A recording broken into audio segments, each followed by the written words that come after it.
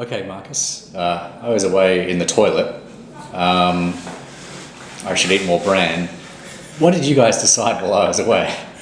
Basically, we started out, what we were all interested in was the use of cloud computing in disaster scenarios. We have a large number of co-located people who have difficulty communicating really important information that we need. So we kind of took that as our starting point. But leading the design challenge, we see that what we're trying to do is use cloud computing for everyday life. And maybe disasters doesn't appeal to this idea of everyday life.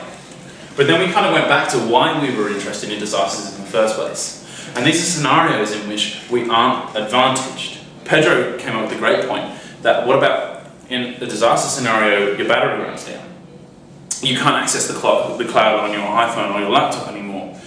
So this pushed us in this new direction where we're wondering, what is cloud computing going to be like? How can we take advantage of cloud computing to enhance everyday collaborations in situations where we're not necessarily disadvantaged, but differently advantaged? So what does everyday mean? Well, everyday for me as a middle-class Australian is pretty routine. Our team members all have laptops, we've all got smartphones, we've got iPads. Our access to cloud computing can possibly be almost uninterrupted.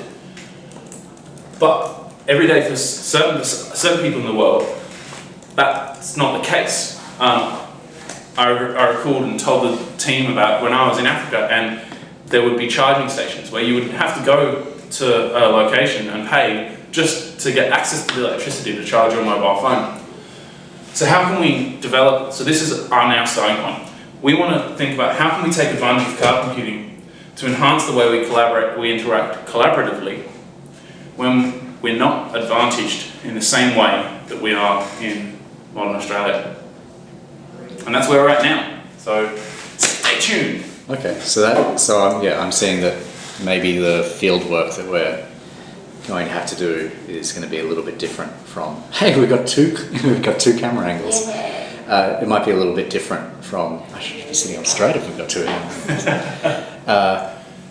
It might be a little bit difficult to do field work for disasters happening, so overseas or something like that, which seems to, when I went to the loo, that's what you were talking about. We were talking about overseas kind of context, but now it seems as if you've kind of come back a bit.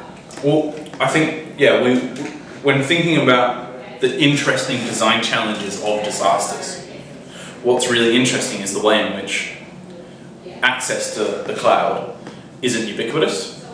So how can we have non-ubiquitous computing and still harness cloud computing? So this is kind of the difficulties that we've put out in front of us so that we can design something that's both innovative, excellent, but also adheres to this principle of social inclusion, so for social and economic inclusion. So if you can't afford a laptop, an iPad, an iPhone, and a desktop computer, how can we still take advantage? How can we still design something that takes advantage of the wonderful properties of cloud computing for sharing information and help people enhance collaboratively? Okay, cool. I'm going to stop the recording. Cool.